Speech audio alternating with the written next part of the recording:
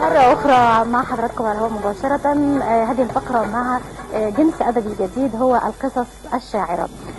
أنا لازم أعترف من البداية أن أنا عندي شوية لبس في المفهوم أو في مصطلح القصة الشاعرة، ولكن خلينا نقول إنه القصة الشاعرة ليست مزجا بين فني القصة والشعر، وإنما هي خلاصة الإنتاج الفكري والذهني للفنين أو اللونين من الفن، القصة والشعر. أنا هعرف مع حضراتكم معلومات أكبر عن الموضوع مع ضيوفنا الكرام. طبعا كلهم قامات، ولكن اسمحوا لي من البداية أستاذ أحمد السرساوي المترجم والشاعر وعضو اتحاد الكتاب، أهلا وسهلا. أستاذ محمد الشحات محمد، شاعر ناقد باحث وقاص وعضو اتحاد كتاب مصر، مؤسس ورئيس جمعية دار النسر الأدبية لرعاية المواهب، أهلا وسهلا. دكتور خالد البوهي، شاعر وناقد ومدير الصالون الشعري بنقابة الأطباء بالإسكندرية، أهلا وسهلا دكتور خالد. وأنا عايزة أبتدي معاك أستاذ محمد، إيه الحكاية؟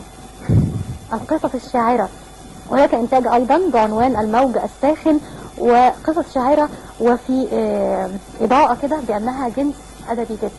بداية نعرف ما هي القصص الشاعرة. هو حضرتك كانت موجودة يعني، ولكن عمل منهج علمي ليها أو زيها زي الجاذبية الأرضية، كانت موجودة ولكن نيوتن اكتشفها. فهنا القصص الشاعرة كانت موجودة، هو بس اختلف في المسمى، يعني زي اتعمل لها منهج علمي وتحط لها مسمى، فهنا المسمى سميت قصص شعر. لكن قبل كده كان موجود في القصص الشعرية او الشاعرية او اي عمل ادبي له الحس الشعري. الفرق ببساطة ان الشعرية هي سمة تعني الاطار الاجمل بما ينتج من اثر لدى المتلقي.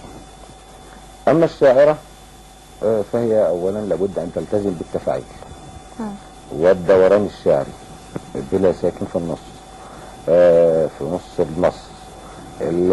الشيء الثاني حضرتك بالنسبة للقصيدة كانت بتلتزم التفاعيل والاوزان، ولكن كان ممكن يكون في سكون في القصيدة العمودية في اخر البيت، او في قصيدة التفعيلة في اخر السطر الشعري.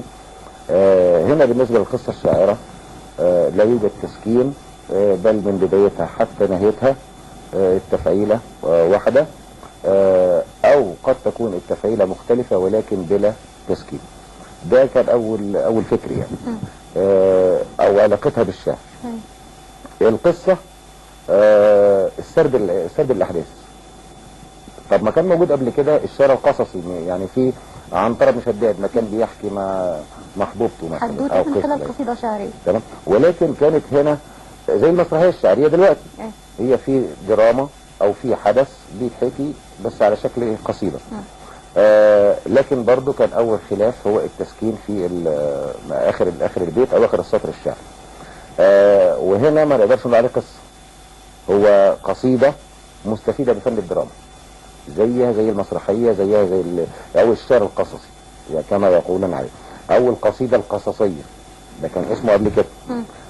حدث او طبيعة، عشان اكتب قصيدة لابد ان امر بتجربة يعني حدث انا مريت بيه، انفعلت بيه، كتبت. فده كان موجود قبل كده في الشعر القصصي. بالنسبة لي القصيدة او المسرحية الشعرية فيها فن دراما، فيها احداث، ولكن ما اقدرش كناقد ابص فيها اقدر اجزم ان هي قصة او رواية. طب البعض بيقول انه القصص الشاعرة هي قصة فيها كل مقومات القصة، فيها نقاط وفيها علامات ترقيم وتكتب بشكل جمل، من الممكن ان يقرأها القاص او يقرأها القارئ العادي على اعتبار انها قصة. من الممكن ايضا ان تقرأ على انها شعرا يحتوي على التفعيلة اذا كتبت في ابيات او تحت بعضها. اسمح لنا هناخد